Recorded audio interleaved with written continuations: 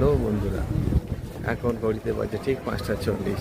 গাড়ি পৌঁছে গেছে দক্ষিণ ভারতের অন্যতম একটি স্টেশন দিন্দুগুলি জংশন। এখানে নেমে পড়ন্ত বিকালে গাড়ি থেকে একটু হাঁটাহাঁটি করলাম। গাড়ি একদম জাস্ট টাইমে আসছে এবং অনেক সুন্দরভাবে। চারিদিকটা একবার দেখাই, অনেক সুন্দর। দিন্দুগুলি জংশন দক্ষিণ ভারতে কোনো বৃষ্টি নেই, বৃষ্টির সম্ভাবনা নেই। এদিকে চারিদিকে শুষ্ক সুন্দর, এখন রবি শস্য চাষ হচ্ছে। দিন্দুগুলি জংশন থেকে সমস্ত বন্ধুদেরকে জানায় আন্তরিক শুভেচ্ছা। আমার এখন যাওয়ার আছে কন্যাকুমারী যাওয়ার পথে আমার স্টেশন হবে নাগেরকয়েল।